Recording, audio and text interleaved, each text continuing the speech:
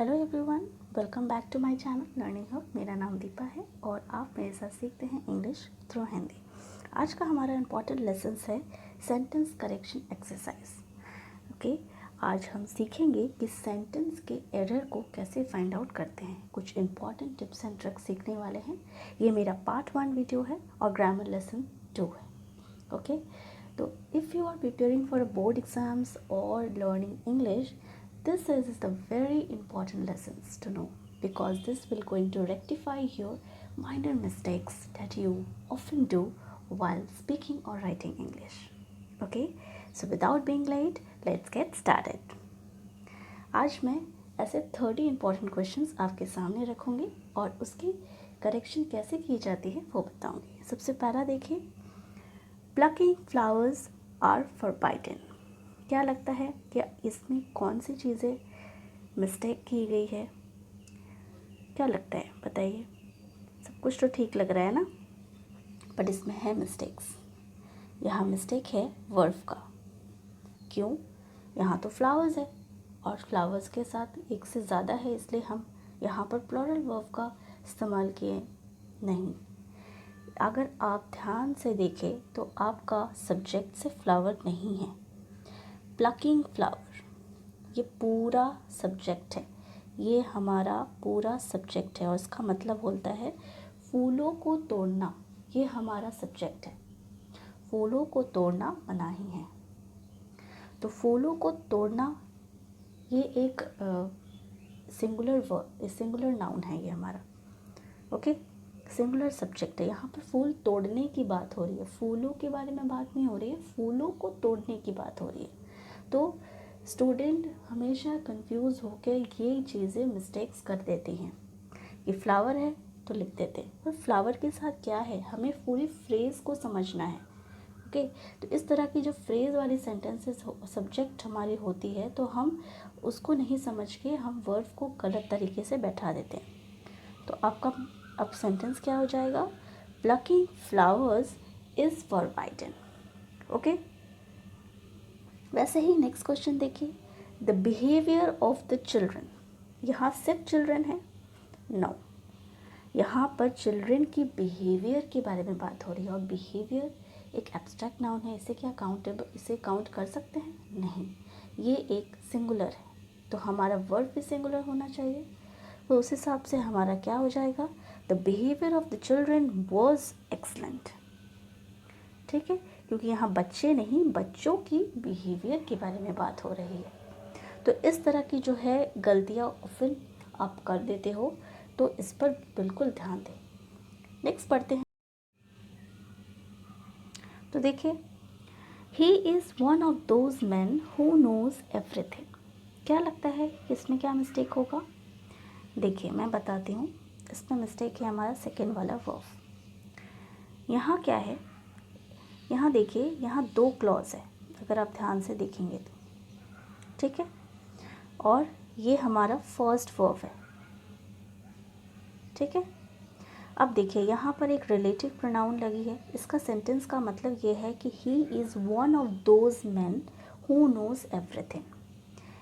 बाकी बहुत सारे मैन में से वो एक मैन है जो जिसे सब कुछ पता है। ठीक है, तो यहाँ पर रिलेटिव प्रोनाउन का यूज़ हुआ है हु, और जब भी रिलेटिव प्रोनाउन का यूज़ हो सेंटेंस में तो उससे पहले वाला नाउन को देखना ज़रूरी है। अगर हमारा पहले वाला नाउन सिंगुलर है या प्लूरल है, उसके ही अकॉर्डिंग, मतलब ये हमारा सब्जेक्ट हो गया, तो उसके ही अकॉर्डिंग हमारा जो रिलेटिव प्रोनाउन के बाद वाला जो वर्ब होगा वो फॉलो करेगा। तो यहाँ देखिए, ये हम मैन प्लूरल है, इसलिए हमारा वर्ब भी उसी के अकॉर्डिंग होगा। तो यहाँ एस नहीं बैठनी चाहिए, है ना। तो हमारा सेंटेंस हो जाएगा, he is one of those man who know everything. Clear? अब नेक्स्ट देखिए, इसी तरीके की एक और सेंटेंस है, it is one of the best pictures. Best picture में से एक पिक्चर है that has ever been painted. अब यहाँ देखिए भी रिलेटिव प्रोनाउन यूज़ की गई है डैट की। तो डैट से पहले जो हमारा सब्जेक्ट है वो क्या है? प्लूरल है, पिक्चर्स है। तो यहाँ डैट के बाद वाला जो वर्ब लगेगा वो कैसे हैज़ हो सकता है? हैव होगा, बट ऑब्वियस ये हैव हो जाएगी। तो अब यह सेंटेंस कैसा होना चाहिए? It is one of the best pictures that have ever been painted. Clear? अब नेक्स्ट पढ़ते हैं। 3 miles are too far to walk। क्या लगता है इस सेंटेंस में क्या मिस्टेक हो सकता है? 3 miles के बारे में बात हो रही है, 3 माइल है ना, तो ये तो हमारा प्लूरल ही है, तो वर्ब भी तो ठीक ही है, बाकी सब भी ठीक ही लग रहा है, बट मिस्टेक है। मिस्टेक वर्ब का ही है। यस, अगर आप सोच रहे हैं वर्ब का मिस्टेक है तो यस, वर्ब का ही मिस्टेक है, बिकॉज यहाँ 3 माइल्स जो है ये एक डिस्टेंस के लिए बताई गई है, और डिस्टेंस जब एक यूनिट की तरह काम करती हो तो इसमें आपका वर्ड सिंगुलर होगा। डिस्टेंस हो गया, पीरियड ऑफ टाइम हो गई, या सम ऑफ मनी हो गई, पैसों की या टाइम की या डिस्टेंस की जब भी बात हो रही हो और वो एक यूनिट की तरह काम कर रही हो, कंसिडर की गई हो, उस केसेस में आपको वर्ब को सिंगुलर रखना है। तो 3 माइल बहुत होती है चलने के लिए, बहुत दूर होते हैं चलने के लिए, है ना। तो यहाँ 3 माइल्स एक यूनिट की तरह काम कर रही है और ये डिस्टेंस के बारे में बता रही है, तो आपको यहाँ सिंगुलर वर्ब का यूज़ करना है। 3 miles is too far to walk। Next देखिए, 1000 rupees are high price to pay। 1000 rupees, यहाँ 1000 रुपये जो होते हैं वो बहुत होते हैं पे करने के लिए, ठीक है। तो यहाँ जो 1000 रुपीज़ है वो एक यूनिट की तरह काम कर रही है, ठीक है। तो इस केसेस में भी आपको वर्ब को सिंगुलर रखना है। 1000 rupees is a high price to pay. और नेक्स्ट क्वेश्चन देखिए, अब आप बताइए कि इसमें क्या होना चाहिए। 520 coins was found, ये भी सिंगुलर होना चाहिए? नहीं, क्यों? क्योंकि यहाँ पर सब्जेक्ट में हमारा क्या लिखा है, देखिए 520 coins। यहाँ एक 20 रुपये का कॉइन के बारे में बात नहीं हो रही, यहाँ 5 ऐसे 20 रुपीज़ कॉइन के बारे में बात हो रही है। 5 कॉइन्स है, ठीक है। तो इस केसेस में आपका जो हो जाएगा वर्ब प्लूरल। ओके, तो कंफ्यूज करने वाली बात यही है कि जब एक यूनिट की तरह कंसिडर हो, एक यूनिट की तरह, तो आप सिंगुलर करें, अगर एक यूनिट की तरह कंसिडर ना हो तो आप प्लूरल करें, ठीक है। तो आपका सेंटेंस हो जाएगा 520 रुपीज़ कॉइन वर फाउंड। ये हमेशा अक्सर मिस्टेक्स हो जाते हैं, तो इस पर ध्यान दें। नेक्स्ट पढ़ते हैं, none of the children was present. क्या लगता है इसमें क्या मिस्टेक हो सकता है? None of the children was present. देखिए, most important tricks, none of जब भी लगा हो सेंटेंस में तो आपको देखना है नन ऑफ के बाद क्या लगी है, मतलब सिंगुलर है नाउन हमारा या प्लूरल है। यहाँ देखिए एक प्लूरल है, चिल्ड्रन है, बच्चे हैं, बच्चा नहीं है, बच्चे हैं, तो हमारा वर्ब भी हो जाएगा प्लूरल। इसका मतलब सेंटेंस ऐसे बनना चाहिए, none of the children were present. तो none of the children were present, ये आपका राइट आंसर है। नेक्स्ट देखिए, none of the garbage were left. तो नन ऑफ द गार्बेज, यहाँ पर देखिए नन ऑफ लगी है और गार्बेज है। गार्बेज को आप काउंट कर सकते हैं, ये एक अनकाउंटेबल नाउन है। अनकाउंटेबल नाउन है तो हमें सिंगुलर कंसिडर करना है। फॉर दैट केस हमारा वर्ब हो जाएगा वॉज, ठीक है। तो देखिए none of the garbage was left, ठीक है। नेक्स्ट देखिए, none but the children was admitted. अब नन बट जब इस तरह की सेंटेंसेस आपको अक्सर मिलेगी, नन बट जब भी रहे तो आप उस पर ध्यान ना दें, बल्कि आपकी मेन सब्जेक्ट पर ध्यान दें। तो यहाँ पर मेन सब्जेक्ट चिल्ड्रन है, एक से ज़्यादा है, तो आपका जो वर्ब भी होगा वो भी प्लूरल हो जाएगा, ठीक है। तो none but the children were admitted. Next देखिए, neither Aman nor his friend were present. जब भी नाइदर, नॉर, आइदर और का यूज़ किया हो सेंटेंस में, तो आपको ध्यान देना है कि और के बाद जो है हमारा, या नॉर के बाद जो हमारा जो नाउन होता है, हमारा सब्जेक्ट होता है, वो क्या है। उसके ही अकॉर्डिंग हमारा वर्ब होगा, मतलब वर्ब हमेशा नियरेस्ट सब्जेक्ट को देखेगी, ना कि यहाँ पर, राइट। तो हमारा नियरेस्ट सब्जेक्ट इस वर्ब के अकॉर्डिंग क्या है, सिंगुलर है, ही इज़ फ्रेंड है, ठीक है। तो ही इज़ फ्रेंड, सिर्फ एक ही फ्रेंड की बात हो रही है, तो ये हमारा वर्स हो जाएगा। Neither Aman nor his friend was present, ठीक है। वैसे ही नेक्स्ट देखिए, either John or his brothers, ठीक है, either John or his brothers is to plain, ठीक है। तो यहाँ देखिए आपका वर्ब के अकॉर्डिंग आपका नियरेस्ट जो सब्जेक्ट है वो क्या है, प्लूरल है या सिंगुलर, प्लूरल है, ब्रदर्स है, ठीक है। तो आपको क्या करना चाहिए, ये प्लूरल हो जाएगा, either John or his brothers are to be blame, ठीक है। नेक्स्ट देखिए, I am very fond of this kind of flowers. अब आप बताइए कि इस सेंटेंस में क्या मिस्टेक है, सब कुछ ठीक लग रहा है? लेट मी टेल यू, इसमें मिस्टेक है इसका। देखिए यहाँ पर आप सेंटेंस को जब पढ़ेंगे तो आपको ध्यान से समझ में आएगा कि क्या बोला जा रहा है। आई am very fond of, I am very fond of this kind of flowers, मतलब फ्लावर का ये एक प्रकार जो है, एक प्रकार के बारे में बात हो रही है, काइंड के बारे में बात हो रही है, काइंड्स नहीं हो रही है, ठीक है। तो इस प्रकार की जो फ्लावर होती है इसकी बड़ी शौकीन हूँ मैं। तो यहाँ काइंड हो रहा है, काइंड्स नहीं, एक ही प्रकार के बारे में बात हो रही है। फूल तो बहुत है बट फूल की एक ही प्रकार के बारे में बात हो रही है, तो हमारी ये दीज नहीं होगी, हमारी दीज हो जाएगी THIS। I am very fond of this kind of flowers, ठीक है। तो अभी सेंटेंस को जब भी पढ़े तो ध्यान से समझने की कोशिश करें कि इसमें क्या मिस्टेक है, क्या मतलब है, ठीक है। तो आपको खुद समझ में आ जाएगा कि इसमें क्या मिस्टेक है। देखिए, he is elder than his brother, मतलब वो अपने भाई से बड़ा है, यही बोलना चाह रहे हैं। सब कुछ तो ठीक लग रहा है, एल्डर ही बोलते हैं ना। बट आपको जान के बहुत ही आश्चर्य होगा कि एल्डर के साथ कभी भी देन का यूज़ नहीं होता। तो फिर क्या लिखना चाहिए, एल्डर के साथ कभी भी देन का यूज़ नहीं होता, तो इसके बदले में आप ओल्डर का यूज़ करेंगे, जबकि दोनों की मीनिंग सेम है, एल्डर या ओल्डर, दोनों का मतलब यही है कि आप किसी एज में बड़े के बारे में बात कर रहे हैं। बट एल्डर के साथ कभी भी देन का यूज़ नहीं करना चाहिए। तो आप सेंटेंस कैसे लिखेंगे, he is older than his brother. Hope आपको क्लियर होगा। नेक्स्ट देखिए, we must get further information, क्या होना चाहिए इसमें मिस्टेक, यस आप ठीक ही सोच रहे हैं, यहाँ फार्दर नहीं फर्दर होगा, farther for distance and further for additional.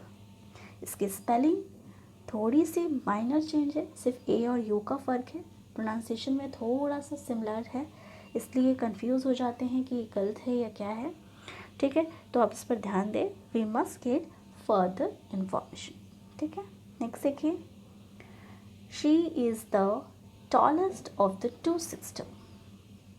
देखिए इसमें क्या मिस्टेक है, इसमें मिस्टेक है टॉलेस्ट, यस यहाँ पर दो बहनों के बारे में बात हो रही है, दो से अधिक के लिए आप सुपरलेटिव फॉर्म का यूज़ कर सकते हैं, बट जब दो लोगों की, व्यक्तियों की बात हो रही हो तो आप इसकी सुपरलेटिव फॉर्म नहीं कर सकते, आप सिर्फ इसकी कंपैरेटिव फॉर्म कर सकते हैं, पॉजिटिव एंड कंपैरेटिव, ठीक है। तो उस हिसाब से आपको करना चाहिए ये taller, she is the taller of the two sister, दो बहनों में से ये लंबी है, ठीक है। तो हमेशा याद रखें कि दो के बारे में जब बात हो रही हो तो सुपरलेटिव फॉर्म नहीं रखते, ठीक है। नेक्स्ट देखिए, who is the most intelligent, Arun और रमेश, यहाँ आप कर सकते हैं, बिल्कुल यहाँ भी दो लोगों के बारे में बात हो रही है तो मोस्ट इंटेलिजेंट नहीं होना चाहिए, है ना।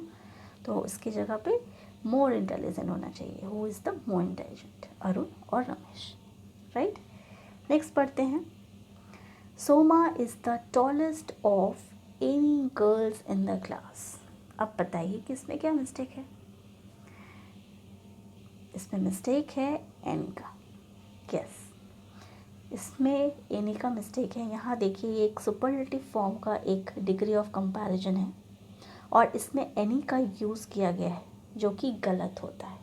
एनी का यूज़ कभी भी सुपरलेटिव फॉर्म में नहीं करते, तो इसके बदले में आपको ऑल लिखना चाहिए। Soma is the tallest of all girls in the class, right. देखिए next question, he is inferior than him in a social positions। इसमें क्या मिस्टेक है? इसमें मिस्टेक है than का।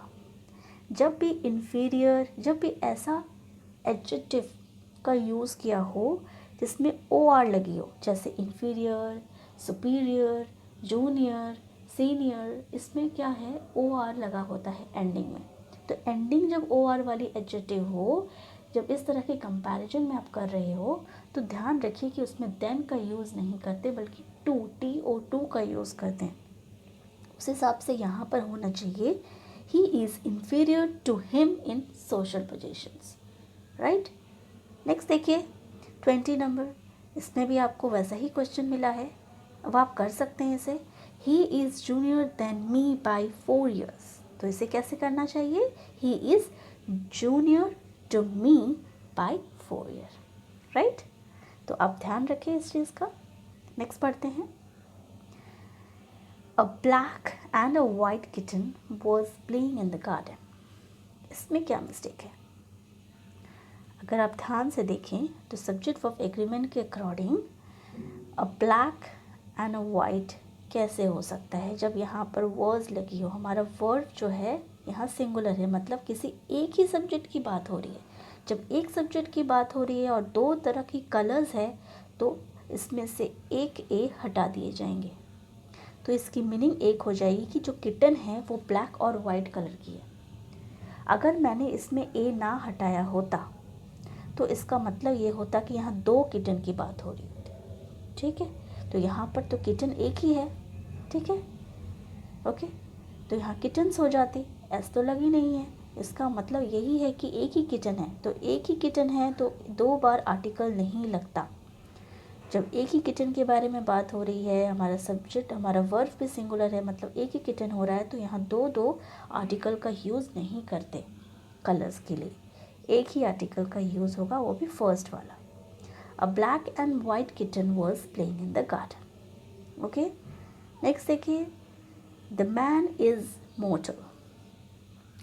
अब ये सेंटेंस में एक व्यक्ति, मतलब यहाँ पूरे जनरल सेंस के लिए बताया गया कि जो मैन होता है वो मोर्टल होता है, वो निश्वर होता है, वो एक ना एक दिन उसकी मृत्यु हो जाती है, ठीक है। तो मैन, जब भी मैन, वुमेन या गॉड के बारे में बात हो रही हो, एज ए जनरल सेंस के लिए हो रही हो, तो हम आर्टिकल का यूज़ नहीं करते। यस, ध्यान रखिए, कोई भी आर्टिकल का यूज़ नहीं होता। उस केसेस में आपको यहाँ आर्टिकल नहीं लगानी चाहिए। Man is mortal, okay. Next देखिए, man is standing at the door. अब क्या लगता है कि ये मैन क्या जनरल सेंस के लिए यूज़ हो रहा है? इस सेंटेंस का मतलब ही ये हो रहा है कि व्यक्ति जो है दरवाजे के सामने खड़ा है। तो यहाँ पर्टिकुलर व्यक्ति के बारे में बात हो रही है कि हाँ, पर्टिकुलर मैन जो है वो एट द डोर स्टैंडिंग है, ठीक है। तो यहाँ पर द का यूज़ करना है क्योंकि यहाँ हमने अपने नाउन को पर्टिकुलराइज कर दिया है। The man is standing at the door. Next देखिए, woman is maker of home. जैसा कि मैंने बताया था आपको कि मैन, वुमेन या गॉड जब जनरल सेंस के लिए बात हो रही हो, यहाँ भी वही है कि जो औरतें होती है वो घर का मेकर होती है, घर को बनाने वाली होती है ना। तो यहाँ पर भी जनरल सेंस की बात हो रही है, तो हमें द का यूज़ नहीं करना चाहिए, ठीक है। तो सब कुछ ठीक ही लग रहा है, यहाँ भी आर्टिकल का यूज़ नहीं है, तो फिर क्या मिस्टेक है? इसमें मिस्टेक है यहाँ पर। यहाँ देखिए, जब भी नाउन ऑफ नाउन जैसी कोई फॉर्म हो, स्ट्रक्चर हो, तो उसमें आपको हमेशा याद रखना है कि इससे पहले आपको द लगाना है। यहाँ देखिए, ये भी एक नाउन है और ये भी एक नाउन है और ये ऑफ है। तो नाउन ऑफ नाउन जब भी रहे, नाउन ऑफ नाउन जब भी रहे, तो यहाँ आपको द का यूज़ करना है, ओके। तो उस हिसाब से क्या करना है, woman is the maker of home, okay. Next देखिए, knife is made of the steel. इसमें क्या मिस्टेक है? इसमें मिस्टेक है कि हम किसी पर्टिकुलर नाइफ़ के बारे में बात कर रहे हैं कि नाइफ़ जो है वो स्टील से बना है।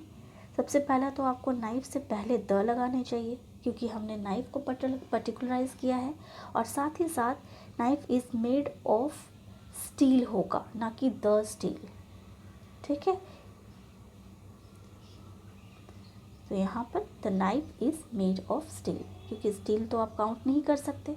ठीक है, अनकाउंटेबल नाउन के साथ आर्टिकल नहीं लगता। नेक्स्ट देखिए, the king of George 6 was king of England. तो यहाँ पर जब भी किसी का टाइटल से नाम लिखा हो तो उसके साथ आर्टिकल का यूज़ नहीं करते। ये मैंने आर्टिकल वाले वीडियो में एक्सप्लेन किया है। मैंने आर्टिकल के part 1, part 2 and part 3 video भी बनाए हैं, जिसका लिंक आपको डिस्क्रिप्शन बॉक्स में मिल जाएगा। आप वो से ज़रूर देखें, क्योंकि मैंने उसमें बारीकी से सारे रूल्स सिखाए हैं। ठीक है, तो क्वेश्चन में आ जाते हैं। तो इस तरह आपको आर्टिकल का यूज़ नहीं करना है, और साथ ही साथ यहाँ भी देखिए नाउन ऑफ नाउन का फॉर्म है, तो इससे पहले आपको द लगानी ज़रूरी है। तो देखिए, king of George 6 was the king of England. Clear? अब नेक्स्ट देखिए 27 number question, rich as well as poor were benefited. देखिए, यहाँ पर आर्टिकल का मिस्टेक है, क्योंकि यहाँ रिच मतलब रिच लोगों की बात हो रही है, पुअर मतलब पूरे पुअर लोगों की बात हो रही है। जब भी इस तरह से होल क्लास को रिप्रेजेंट करती हो, उस वक्त आपको आर्टिकल द का यूज़ करना चाहिए। तो यहाँ पर कैसे हो जाएगा, the rich as well as the poor were benefited. Okay, next देखिए, she visits us really. Really का जो यूज़ है वो आपको हमेशा याद रखें कि आपको वर्ब से पहले यूज़ करना होता है। यस, देखिए, शी रियली विजिट अस, तो हमेशा याद रखें। इस तरह से और भी बहुत सारे हैं, जैसे always, never, often, really, frequently, seldom, sometimes. इस तरह की जब भी कोई वर्ड यूज़ हो रही हो तो उसे वर्ब से पहले यूज़ करते हैं। इस तरह की जो भी एडवर्ब का यूज़ होता है वो हमेशा याद रखें कि उसे वर्ब से पहले ही हम यूज़ कर लेते हैं। ओके, नेक्स्ट देखिए, he was enough foolish to offend her. इसमें क्या मिस्टेक है, इसमें मिस्टेक है एनफ का। एनफ को रॉन्ग जगह पे प्लेस्ड किया गया है। यहाँ पर क्या हो जाएगी, यहाँ हो जाएगी ही वॉज फुलिश इनफ। हमेशा याद रखें कि हमेशा जो है इनफ बाद में आती है, वर्ब और जो एडजेक्टिव है उसके बाद एडवर्ब का यूज़ किया जाता है। ठीक है, तो हमेशा याद रखें कि एडजेक्टिव के बाद ही इनफ का यूज़ करें। नेक्स्ट देखिए, Ashoka is rather rich but his uncle is Fairlie poor. इसमें क्या मिस्टेक है, अगर आप ध्यान से देखें तो रैदर और फेयरली को रॉन्गली प्लेस्ड किया गया है। यस, रैदर का यूज़ जो है अनफेवरेबल के लिए यूज़ होता है। अनफेवरेबल, ठीक है, अनफेवरेबल चीज़ों के लिए, जो चीज़ अच्छी नहीं होती, बैड चीज़ों के लिए। ठीक है, और फेयरली का यूज़ हम फेवरेबल के लिए यूज़ करते हैं।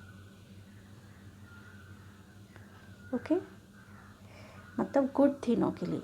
तो यहाँ पर आप देख सकते हैं कि यहाँ पर क्या है, रिच क्या है, अच्छा है, तो फेयरली इसमें लगनी चाहिए, और पुअर कैसे, बैड है, तो इसे रादर पुअर बोलना चाहिए। तो ऐसे हो जाएगा, Ashoka is Fairlie rich but his uncle is rather poor. Hope आपको ये लेसन अच्छी लगी हो, इंटरेस्टिंग लगी होगी। अगर आपको मेरी वीडियो अच्छी लगी है तो प्लीज़ कमेंट कीजिए, क्योंकि कमेंट करने से मुझे मोटिवेशन मिलता है कि आपके लिए एक अच्छी लेसन्स लेकर आ सकूं, इंटरेस्टिंग लेसन्स लेकर आ सकूं, ताकि आपको बारीकी से सारी डाउट्स क्लियर हो सके। ठीक है, तो मुझे इजाज़त दीजिए, मैं फिर से लौटूंगी एक नई लेसन्स के साथ। तब तक के लिए देखते रहिए, stay safe. Thank you for watching my video.